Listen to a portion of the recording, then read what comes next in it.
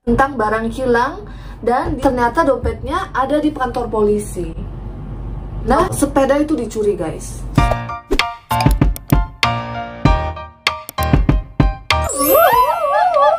Guys, hari ini kontennya sedikit beda. Hari ini kita mau baca tentang pengalaman seseorang. Salah satu dari kalian subscribers kita pernah komen, "Oni, aku ada pertanyaan. Pas aku di Korea begini, ini kenapa begini?" Jadi guys, mulai hari ini kita akan mengadakan sesi yang sangat unik di mana kalian bebas tanya tentang Korea atau pengalaman sama orang Korea, pengalaman di Korea, pokoknya apa aja boleh.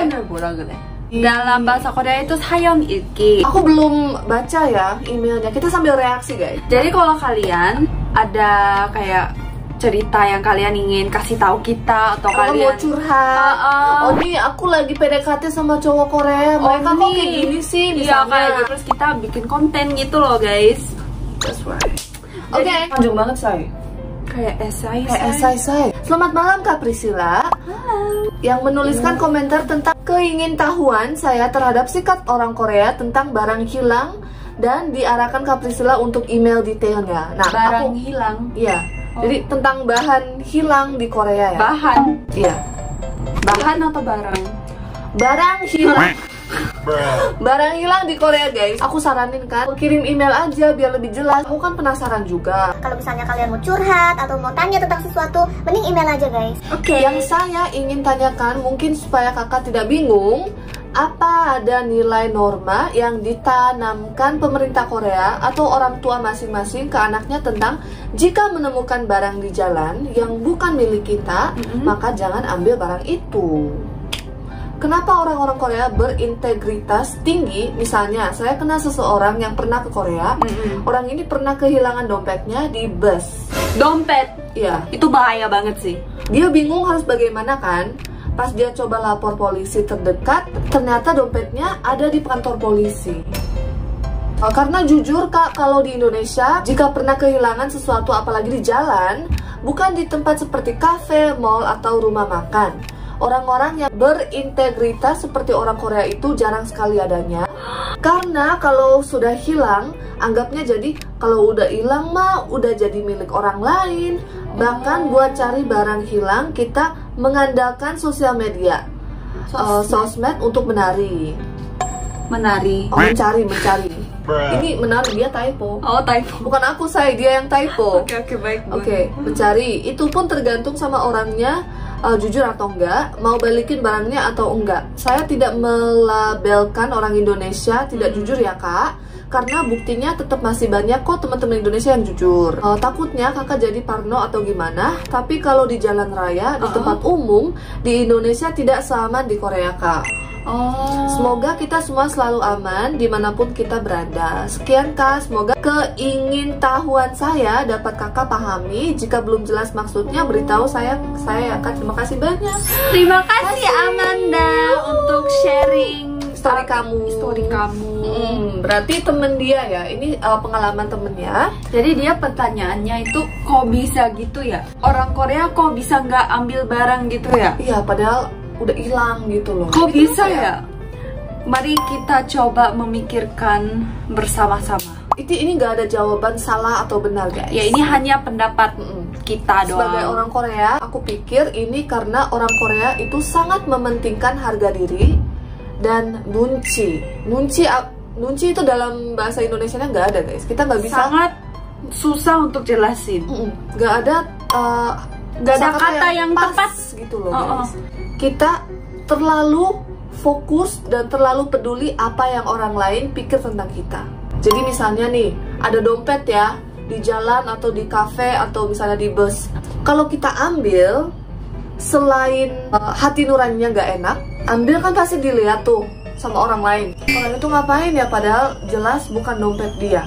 Atau nggak bisa juga, misalnya orang Korea guys di kafe atau di mall, kalau udah duduk ya, laptopnya dikeluarin, terus ada yang tinggalin aja, misalnya lagi kerja terus tinggalin ke toilet, tapi barangnya didiemin gitu loh guys, nggak ada orang yang jaga. Tapi karena di mana-mana ada CCTV dan kebanyakan orang Korea itu ada nunci. Bunchiboda. Jadi kita Betul. sangat mementingkan pendapat orang lain. Gimana mereka lihat diri kita gitu. Nanti kalau aku dianggap kayak penculik gimana ya? Pencuri. Pencuri atau pencopet gimana ya? Ya, aku jadi orang jahat dong. Iya, Gitu guys, lebih gitu, hati-hati lah. guys. Jadi ya aku juga setuju sama dia, dan aku juga mau tambah doang. Orang Korea kayaknya ada juga yang namanya 자존심. Oh. 자존심 itu apa sih? Ya, semacam kayak harga diri gitu. Kalau curi ya, ini dompetnya, dompet orang, itu kan bukan uang dia sendiri kan. Dia merasa kayak Malu. iya, malu sendiri. Malu Walaupun kalau diambil. mungkin nggak ada orang yang lihat dia sendiri itu malu. Iya.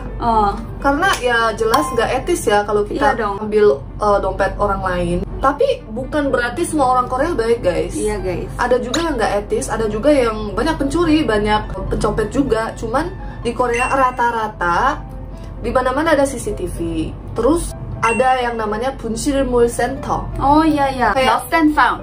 Lost and found gitu lah guys. Center di mana kita bisa tanya ke mereka, terus mereka bantuin bisa cari barang Iya kita di gitu. situ. Kalau misalnya aku lihat dompet nih di jalan, aku bawa itu ke Bunsil. Bunsilmul Center. Terus ini ada yang hilang, terus aku titip ke mereka gitu loh. Biar orangnya itu bisa cari ke tempatnya, terus cari lagi dompetnya. Di Korea tuh di mana-mana pasti ada Bunsilmul Center. Jadi sangat gampang untuk dicari. Dan tadi temennya di kantor polisi ya, dan kantor polisi juga sering digunakan untuk lost and found juga. Aku ada itu, aku mau sharing teman aku, story teman aku. Teman aku kan dulu dia tinggalnya di Korea. Terus pas SD gitu dia ke Indonesia. Jadi dia pas di cafe dia sendirian. Tapi dia pas ke toilet dia nggak bawa barang-barangnya gitu loh. Diemin. Iya, diemin. Terus dia cerita pas kita udah dewasa, pas di Korea dia cerita, "Oh, enggak kok, aku di Indonesia juga diemin barang-barangnya, diemin. Terus aku ke toilet nggak ada yang curi kok gitu ya." Dia beruntung, Beruntung banget. say. Terus mungkin dia beruntungnya soalnya dia cuman ke mall gitu. Dan di kafe ya, bukan di kayak jalan gitu. Banyak kan. orang nggak? Kalau banyak orang Indonesia pun penjahat pun nggak berani nggak sih kalau banyak orang yang lihat? Iya, dan karena di kafe banyak yang tahu kan, oh itu tempatnya dia, tempat dia gitu kan. Betul, Terus aku ngomelin dia, kamu seharusnya nggak boleh, say. Kamu kirain Indonesia kayak Korea gitu. Bukan cuma Indonesia aja guys, pas kita ke Eropa, kita kan cari-cari terus tanya-tanya ke teman-teman kita kan. Mereka bilang, kalian jangan sembarangan keluarin dompet katanya. Ini Eropa loh guys, udah terdevelop ya. Bandara, di hotel, dimanapun kalian pokoknya harus selalu Hati-hati. Harus jaga. Banyak banget pencopet katanya. Tapi kalau di Korea gak sebahaya itulah guys. Sampai ada YouTuber ya yang syuting tentang Eropa, Pangmang Le Harmony namanya. Dia ke Eropa, terus dia syuting, katanya dia duitnya dicuri guys, banyak gitu. Jadi pokoknya dimanapun pencopet pasti ada. Cuman kalau di Korea lebih mending gitu loh guys, gak separah luar negeri. Karena ya tadi itu CCTV di mana-mana, security juga Lost udah and lost and found. found juga bagus. Terus orang-orangnya juga ya harga Karakternya gitu ya. karakternya Menurut kita sih alasannya seperti itu, say. Tapi ada yang aneh tahu. Apa? Kalau di Korea misalnya kita taruh laptop, dompet, tas di kafe itu nggak ada yang ngambil. Cuman banyak banget kasus dimana sepeda itu dicuri guys. Sepeda. 자전거 도둑. Banyak banget. Loh. Padahal laptop, dompet itu jauh Lebih lebih berharga, kecil, kan? lebih enteng daripada sepeda kan. Kenapa di Korea sepeda itu dicuri? Olahraga kayaknya. Bukan. Katanya kalau sistem security Sistem keamanan atau security di misalnya HP, walaupun ininya dicuri, mereka nggak bisa akses karena ini ketat banget. Security-nya ketat banget.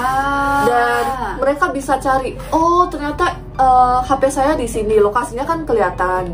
Semua HP itu lokasinya kelihatan dan polisi bisa cari pencurinya di mana dan HP-nya sekarang di mana. Itu bisa di-track, guys. Cuman kalau sepeda nggak bisa di-track. Karena kan nggak ada sistem apapun di situ. Betul. Terus untuk jual belinya gampang. Kalau HP kan verifikasi dulu. Kalau sepeda kan nggak butuh ya. Asal kita ada barangnya, terus kita ke toko sepeda gitu, bisa langsung diganti pakai uang. Jadi cepet dan gimana ya? Oh iya, masuk akal. Mereka nggak usah pikir panjang. Paham. Aku juga dengar, ini di Indonesia ya. Aku dengar pencopet gitu kalau lihat orang tapi HP-nya iPhone mereka nggak curi katanya. Oh iya. iPhone lebih security-nya lebih ketat lagi daripada yang Android. Jadi walaupun mereka curi HP-nya, kayak nggak ada bisa gunanya, diakses gitu. nggak bisa masuk gitu loh. Jadi ya beli iPhone guys. Kenapa jadi endorse iPhone? Gimana guys, topiknya apakah menarik? Misalnya kalau kalian ada yang mau tanya tentang pengalaman di Korea atau tentang orang Korea, kalian bisa komen di bawah. Tentang cinta. Konten hari ini sampai sini. Makasih.